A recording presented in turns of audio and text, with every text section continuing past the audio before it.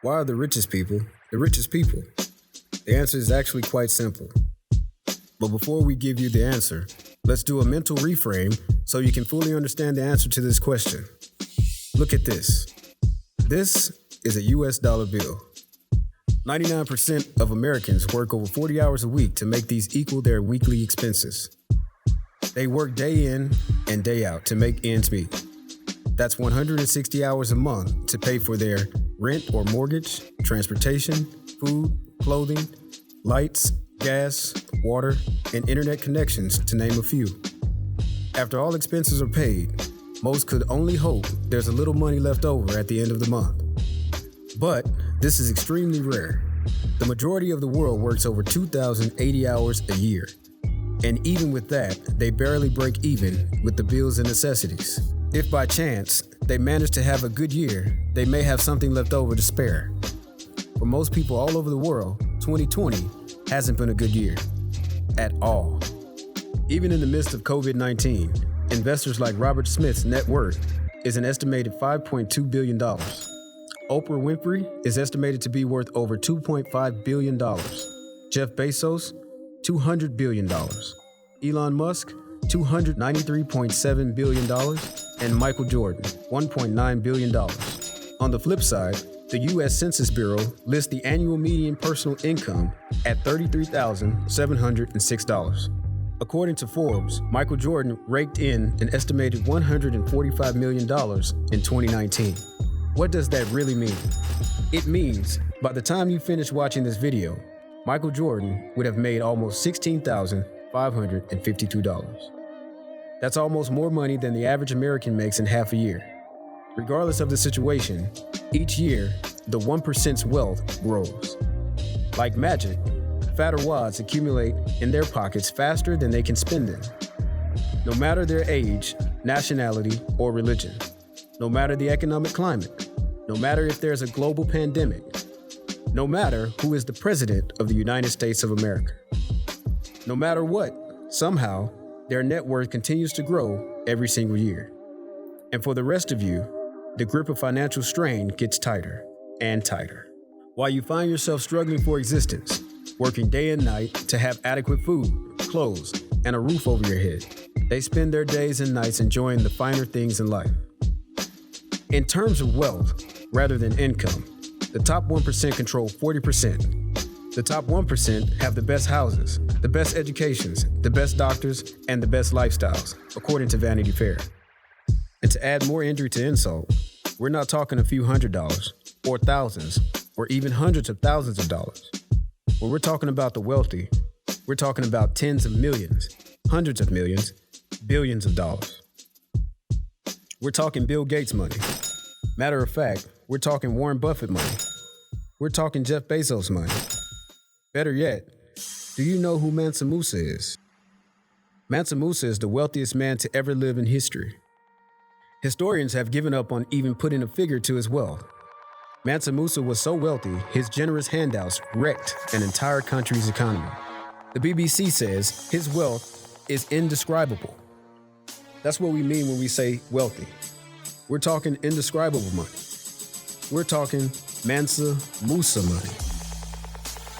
He is the richest human being ever in all of recorded human history. Mansa Musa, or the King of Kings, amassed a fortune that possibly made him one of the wealthiest people who ever lived.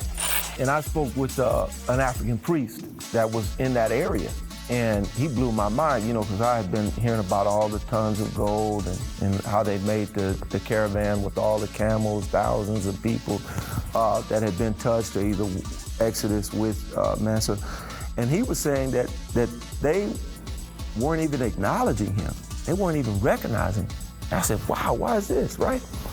And they're angry that he gave away not only the gold, but the secrets.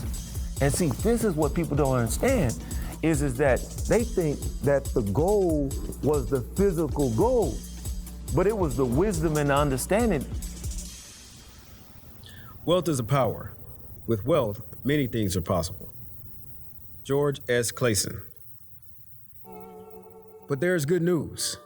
There's a way to completely reverse this outcome. What we are about to share with you will shed a new light on why they are living the good life and you aren't. When you finish watching this, a new light will spark within those of you if you are ready. And if you use what we're about to show you in your own life, it will give you the insight you'd wish you had years ago. It will give you the ability to also get whatever you desire. And it will add zeros and commas to your bank account. If you're focused on things that are finite, things that are infantile, things that will not begin to build you, then you will suffer the life that brings. You will manifest that manifestation, which is deprivation, which is desolation, which is lack. And what we have to begin to do is to tell our people that you were born to have all that you need, that you are capable and competent enough to achieve. But you have to begin to conceive that so that you can begin to use your 86,400 seconds, 1,440 minutes that we're so blessed with. And we're given this gift not so we can waste away 40 hours a week at a job that pays us too little. And we all know what JOB stands for, the acronym, just over broke, right? But you are not broken, you are whole. So why are they so rich, enjoying all the fruits of life while others, who are just as deserving, get little to nothing? It's because they know the secrets of wealth that you don't. They know the myths and misconceptions society teaches about money and getting rich. The myths and misconceptions they proudly reject. They know the tricks and all the pitfalls. They know how to maximize the gifts and resources available to them. And they know how to multiply these gifts and resources over and over again. In the next few minutes, we're going to expose their little-known secret, a little-known process the wealthy uses to generate infinite streams of income, a way of life the wealthy uses to build massive wealth. Most importantly, we will answer the simple question, why they're rich and why you are not. Let's begin. Now let's dig into the first secret of the wealthy. The wealthy commit to mastering money. At some point, all these people made a conscious choice to master money. For clarity, mastering money doesn't mean only getting money. Mastering money means getting money, keeping money, multiplying that money, and repeating this cycle over and over again. It also means having a strong enough will and desire to overcome the obstacles standing in their way. So, of course, our motto is 100% appreciation for every dollar spent. So if that suit ain't gonna make you no money, if that car ain't gonna make you no money, it's a liability. Leave it alone, leave it alone. So, and a lot of times investing, the information about investing, it comes directly from our closest peers, right? A lot of the common things that the rich have. So when we get together, we talk about money, right? It's not a topic that we are shying away from. We trying to figure out how to make as much as we can, as quick as we can, we're trying to build all across the country. This is our mindset. But as poor people, they trying to figure out how to make enough to pay the bill for next week, Hey, bro, man, what'd you do, man? You said you got in that Uber or that Lyft and you drove around for 30 hours and you helped pay that bill for next. They're looking for a temporary solution to a permanent problem. They're gonna always need money, and so therefore they're only looking for something that's gonna be easy. They can do it one time, pay that off, put that thought out of their mind. But that thought is gonna keep recurring. So, like we said, as the wealthy people, and when we catch the scent of an idea, when we catch the scent of an investment, we are following it, we tracing, we are like bloodhounds. We're not letting that get away from us, because we know if we let that investment, that idea slip away, that's an opportunity we may have missed. These people of great means refuse to stand on the sideline. They refuse to watch others live such spectacular lives. They aren't satisfied with just being a hard worker, being talented, being highly educated, yet being poor or so-called middle class. At Wad Street, we prefer not to use the term middle class. We call them the at-risk, because they are at risk of becoming poor. If you disagree, ask yourself, who was standing in the long unemployment line when COVID-19 hit? The poor and those at risk of becoming poor, the so-called middle class. Unlike the poor and at risk, the wealthy set out to master money, to get money, keep money, multiply that money, and repeat the process. That's mastering money in a nutshell. But as you may suspect, mastering money gets much deeper than this. It involves much more. We're only scratching the surface so you can grasp the concept of mastering money. Now let's go deeper. This is the crucial part, so listen closely. When I say the wealthy master money, I mean they literally make themselves the master over money. To the wealthy, building wealth is a matter of the master versus the slave. The key reason why they're rich and you are not is because they make money their slave instead of being a slave to money. Jeff Bezos has said on numerous occasions he meditated upon where he is today. He ruminated upon having the wealthiest and the largest amount of assets in the world. He contemplated about being where he is today. So it wasn't just go out there and chase the cheese like the rat or the mouse does. No, it was contemplating, and it was coming up with the best situations to manifest the desired results.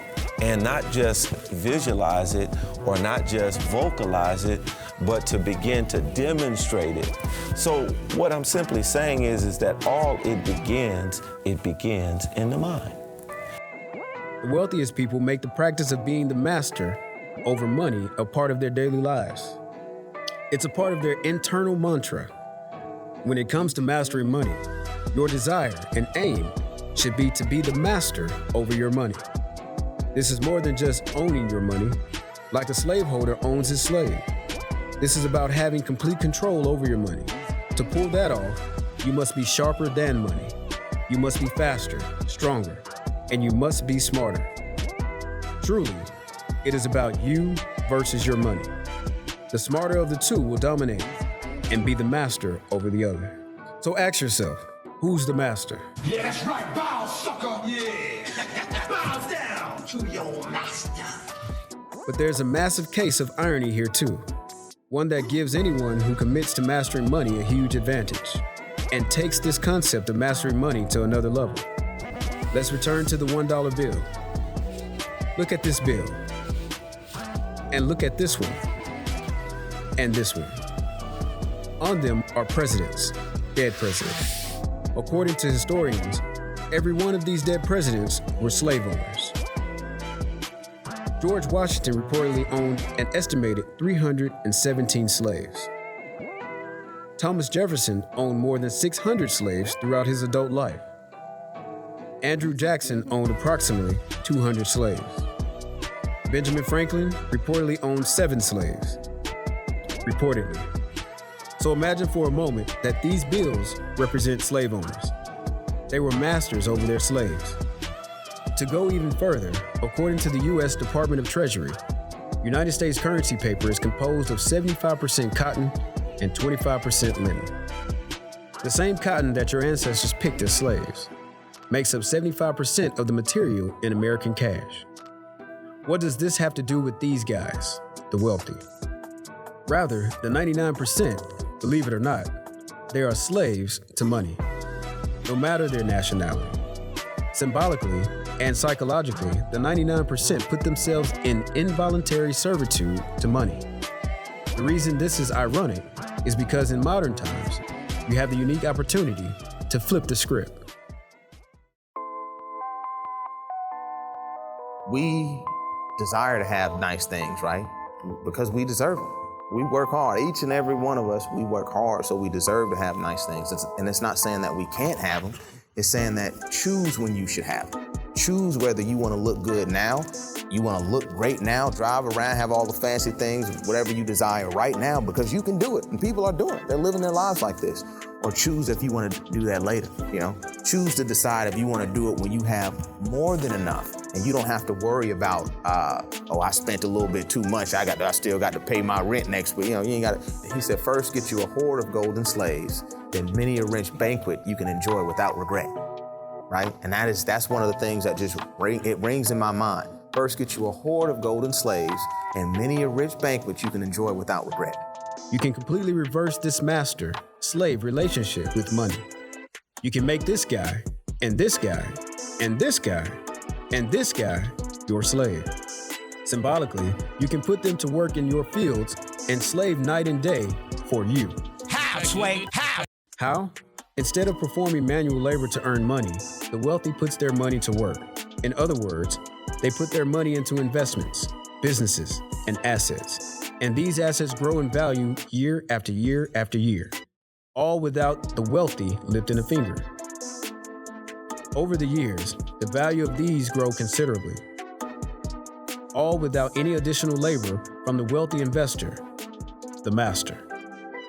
Don't believe me? Let's ask Jay-Z. Financial freedom, my only hope. Living rich and dying broke. I bought some artwork for $1 million. 2 years later, that bitch worth $2 million. A few years later, that bitch worth $8 million. I can't wait to get into shit with my children. In these 4 lines, Jay-Z demonstrates the simple art of making money his slave. Instead of performing manual labor to earn $8 million, Jay-Z puts his money to work for him. According to his lyrics, he invested into art. The art grew in value year after year after year, without Jay-Z lifting a finger. After a few years, the value of his artwork rose considerably. His $2 million multiplied 4 times over. Imagine what it'll be worth in 10 or 20 years. If you have to physically go out to make your money on a day-to-day basis, then you work for your money. Like if you are sitting at home and it doesn't matter what you do and you'll still be getting a check for it, then it appears that your money will be working for you, right? So if you don't fall in one of those 2 categories, if you're not always getting paid no matter what you're doing, essentially you're working for your money.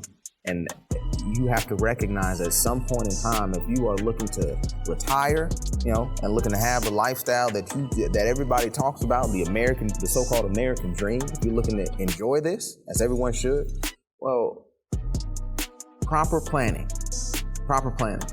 Anyone shifting from poor to wealthy has to learn this aspect of wealth. They have to make the switch and gradually flip the game on its head. More and more, they'll begin to put those dead presidents out in the fields to slave for them. And they'll eventually transition away from going out to the fields to slave for the money. Ever wondered if there was something more that made them wealthy? Something more than their talents, education, or ideas. This is it. They've committed to mastering money, to making money their slave, and not the other way around. Make, keep, multiply, and repeat. This wealth pattern has a lot going for it. It's inspiring and motivating. It's an easy mantra to remember whenever you hit a roadblock and need to refocus. It may even make a great hook for a rap song because it rhymes. This is because make, keep, multiply, repeat is the core part of our financial framework. A set of steps based on the cycle of how money moves when a person is building wealth. It makes the process a lot easier to digest. We'll talk more about the complete framework in a second. But first, let's do a brief overview of make, keep, multiply, and repeat. Make money. There are 2 ways to make money, the wealthy way and the non-wealthy way. Ask yourself, do you work for money or does your money work for you? In other words, do you have to put time and energy into something for you to make money? Or does the money flow into your bank account even while you're asleep? As you work through the wealth pattern, you become aware of how you make money and begin striving to make money the wealthy way. Important. If you make money the non-wealthy way, don't let this discourage you. Never lose sight on the fact that everyone needs income first. The point here is to simply become aware that there is a better way to make money. You have to start where you are and work your way towards your goal. This is a capitalistic society. And I say capitalist, but I don't say entrepreneurialist. And I say that because we look at majority of the corporations that have a stronghold here in America. They've been here for decades, if not centuries, decades. And most of them have created institutions of learning so people can learn only a portion of the business and come play a role in these businesses, right? To help move them forward. But they're not teaching how to run your own business. They're not teaching you the grand scope, right? They're only teaching you what this slice of the pie looks like. So you can become a master, in accounting, but that doesn't make you a master in business. So we're only going to learn specialized knowledge. So it's not profitable in the sense of to teach everybody how to learn this, how to learn this, how to learn to become capitalists, how to become entrepreneurs. And one of the things that's really alarming is that many of us will talk about multiple streams of income, but how few of us have them. But one thing is true, only 6% of people who are classified in poverty or poor have a multiple stream of income. So that means that they're relying on one stream of income to survive. And unfortunately, courtesy of the pandemic, we have 45% of African American businesses that have went away, and they won't come back. Like the dodo bird, they're extinct. So one of the things that we need to begin to understand is that in having multiple streams of income, you're not dependent upon one. You have a multiplicity at which you can pull from. So we look at how the schooling system is designed. We see that, you got to take out a massive load of debt before you go into school, right? So you carrying this massive debt load, and now you're working for the same people. Essentially, it's like a circle. So if you're educating people how to become entrepreneurs or capital, you're taking away from the system. You're taking away from, they looking in their eyes because you're creating competition now, right? Sounds a lot like modern day slavery. And we have, we don't recognize it, that we're tying ourselves down based on thinking we have to operate in the capacity that our fathers and our grandfathers operated in. This is a new day. And this is something that I think is extremely important that many of our people don't really talk about. But if you sit down and talk to the millionaires and the individuals that really have it, not the ones faking on TV, but the ones that really have it, they're always talking about giving. They're always talking about charitable contributions. Why? Because from a spiritual standpoint, we talked about spiritually, when you give, you're able to not only receive, meaning that it will return back to you, but you're receiving the peace of mind of not being controlled by this. You're able to give it and release it. So in releasing, just like the river that we mentioned, Amazon, it's got to flow. That's what, don't we call it cash flow? Don't we call money currency? Huh? And every sea has a currency, right? And that's the flow. So to begin to get money, you have to give money so that you can open up the flow. You can begin to invest in the currency. So I always say the more you give, the more you see, right? And the more you see, the more you receive. So that we have to understand that the reason why we've been struggling is because most of us are like the Dead Sea. We don't want to give nothing. Keep money. You may have heard the saying, it's not how much you make, it's how much you keep. Keeping money requires being smart and minimizing money wasted on fees, overspending, and bad investments. I get teased every week about my truck. Every week. It's a 08. It's a Ford Expedition. I got 409,000 miles on the same motor, purring like a kitten. I got people right now that in those years, from 08 till now, that had 3 or 4 different cars. 3 or 4. When you gonna get rid of your truck? When you gonna get rid of your truck? You gonna buy me new? My truck is paid for. I can put that sucker on the highway right now and get to where I'm going and know I'm gonna make it back safe. A newer automobile that I know somebody that has right now is on recall. You gotta go put yours in the shop because something faulty is going on and it's keeping you from being able to move around like you want to. I choose to do something else with my funds. Because I can look at my account now, it's where it is now is not where it was 10 years ago. Oh, but I found something that worked. I've tried it for 5 years and it has been sustained. So I'm gonna keep doing it. So that when my baby calls and said, Daddy, let me build this for you so you can do what I'm doing. I'm starting a business for them. So that when my grandchildren say, Papa, I can say, no, this is your company. Does it make any sense? Wealth. We get gratification from getting pleasure for our senses, whether it's thinking, taste, touch, whatever it may be, we get gratification from it. And so advertisers and businesses, they are focused on, they put the money behind distractions. All of the money in our system is geared behind distractions. So in the music, you listening to music, right? And you jamming, having a great time. Meanwhile, he telling you to spend all your money, go buy all these clothes, cars, and jewelry, and you are jamming out to it. You really feeling this. And so guess what you gonna do? You gonna go out and you gonna spend all your money. The same thing happens when we watch television, right? We're looking at all these things that people have, and we forget that it's TV. A lot of people don't even own this stuff. People rolling around Rolls Royce, big fancy houses, things that they spend exorbitant amounts of time for, and essentially it's only used to show you, it's only used to entertain you, but in a pragmatic situation, it would never do you any good. So you definitely want to have a good savings. In case you want to have like somewhere between, I'd say 13 to 16% of just liquid cash that you can pull out in case of emergency, your emergency fund. If your hot water heater break down, if your car break down, you can just go, you have liquid cash, you can go to a savings account, pull the money out and pay for whatever. Just trust me, if you just do this for X amount of time, you will have this amount. And from that, you can then go here.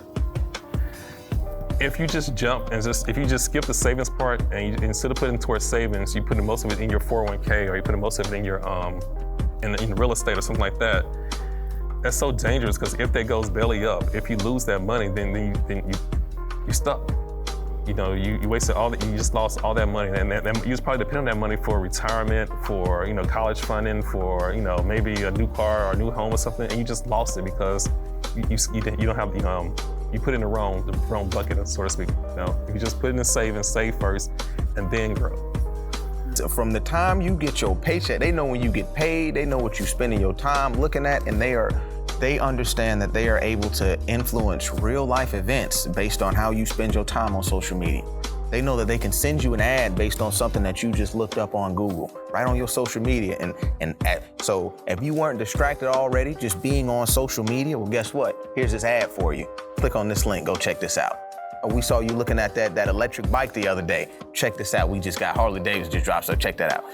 That's the mindset, that mentality of, man, I only got a couple of dollars. So, if this investment is $100 and I only got $50, I'm gonna hold on to it. But then I would spend $50 real quick on a pair of Jordans. Like a pair of Jordans costs more than getting your credit fixed. Like seriously, like if you really,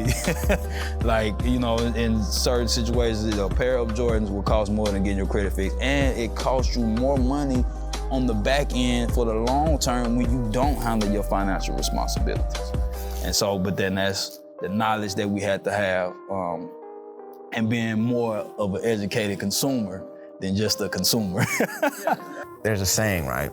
If you don't make plans, then someone else will make plans for you.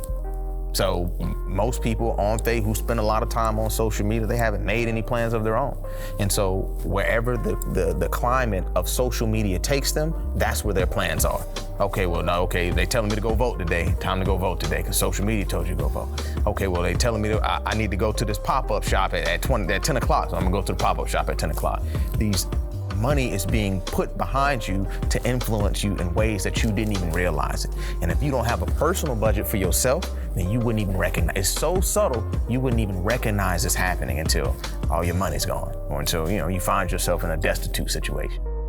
We can't stress enough how vital this process of keeping money is. You cannot possibly build wealth without mastering the art of keeping money. Multiply money. Money can grow on trees. You just need to know how to plant and water it correctly.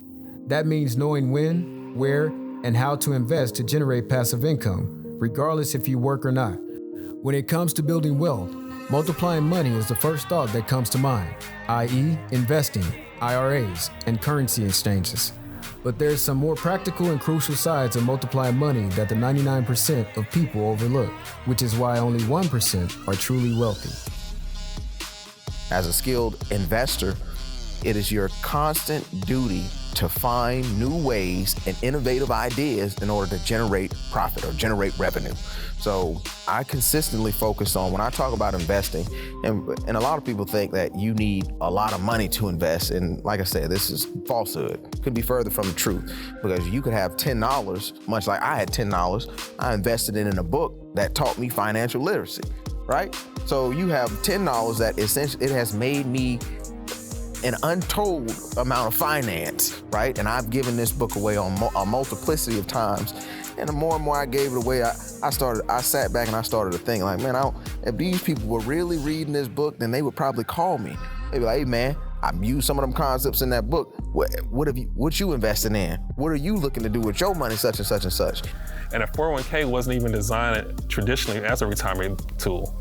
You know, I always tell folks, 401k is great, but don't go over heels over heels with it.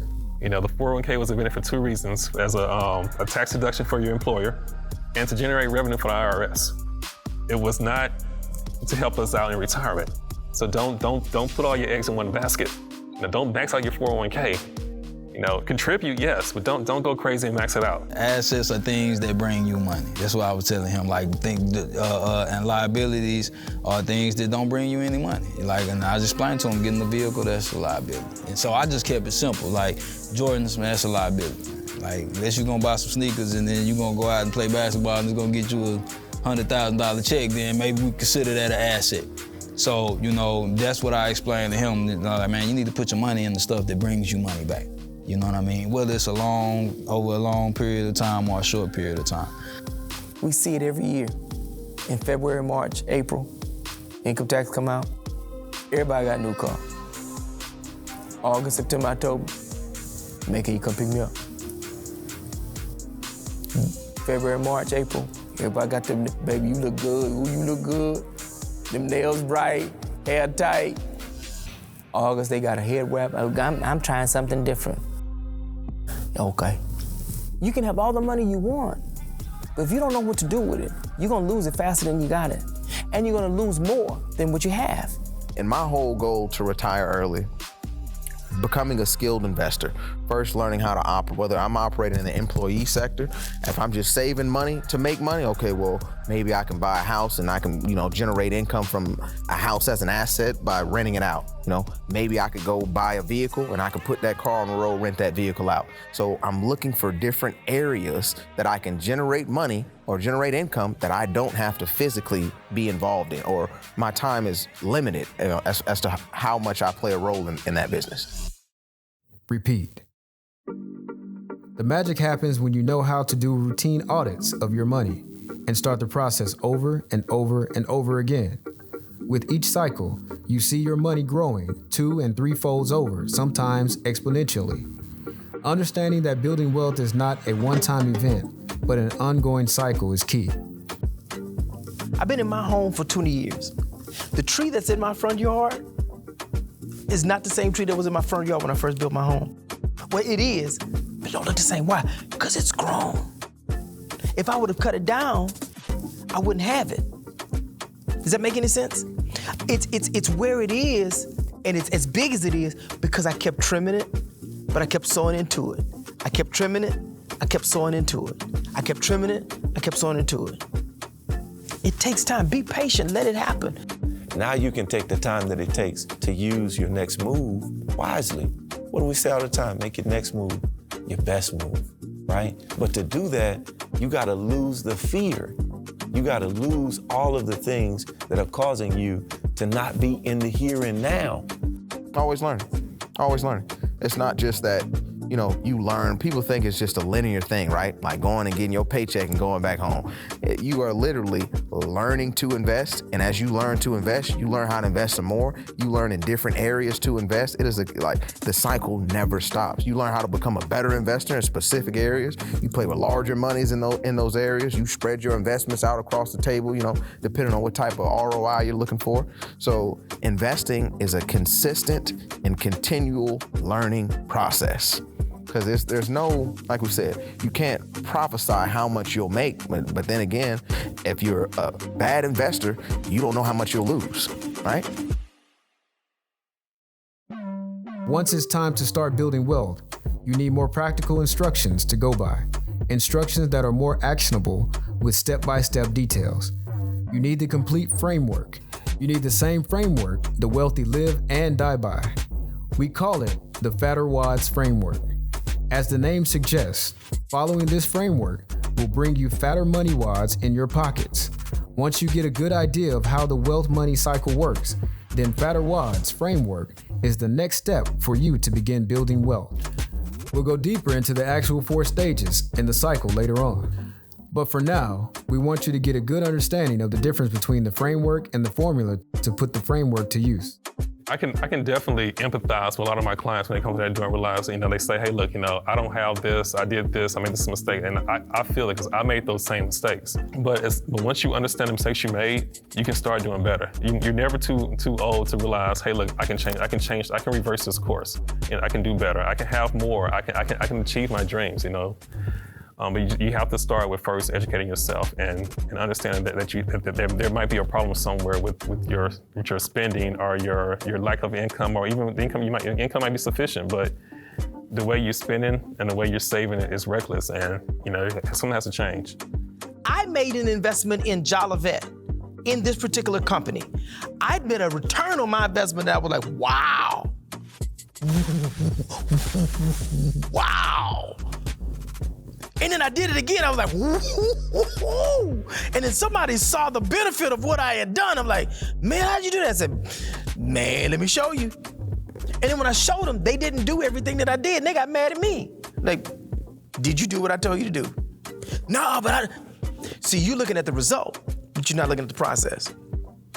In order to get the result, you got to go through every step of the process. Don't look at what I've received and what I've obtained without looking at the process that I went through to get here. Let's recap. So what's missing? What's the difference between you and them? Why are they rich and you are not? The 1% dedicates the time and energy needed to master money, to get money, keep money, multiply that money, and repeat. And because of this, they live a life the 99% would kill for. Simply knowing make, keep, multiply, and repeat will only get you so far. Wasn't I already making money? How do I make more money? Aren't I already keeping money when I get paid? How do I multiply money? The list can go on and on. These questions will become clear once you have the Fatter Wads Framework. It'll teach you how to make money, what to do with the money when you get it, how to keep more of your money, how to structure your money so it multiplies, and how to move your money so the cycle repeats. And best of all, the Fatter Wads Framework works for you whether you make low income or $500,000 per year. If you want to learn more about the framework, you'll definitely want to check this out. I've had people ask me, okay, well, what should I invest in? What should I put my money in? What you think I should do? And my first answer is, you should invest in yourself. That's the first thing you invest in. You want to invest in whether it's your financial literacy, whether it's in the, you're not educated or skilled in business, whether you're not educated and skilled in sales, you are first investing in the courses or the information that you can learn. In essence, you're trying to put that stuff out tenfold once you actually apply it to the industries that you're looking to get into. We talk about McDonald's being in the burger and fry game, but we know they're in the real estate industry. So we're not looking, essentially, as an entrepreneur, I don't care what the business is. If it's gonna generate a profit, it's gonna generate a profit. I just wanna be educated if I'm making the decision to get involved in it. Money moves to make. At this point, it's extra important to commit the make, keep, multiply, repeat core framework to memory. This way, as we work through the formula in the future, you'll be able to easily follow along. Naturally, the next question for you should be, what do you need to know to get wealthy like these guys? And what do you need to do? Watch and rewatch this video a few times and let everything I've said sink in. If you want to learn more about the Fatter Wads Framework, here's how you do that. Click in the link in the description below. Want to see more content like this? Like this video, comment if you found anything helpful. Share the video with anyone you think it might help.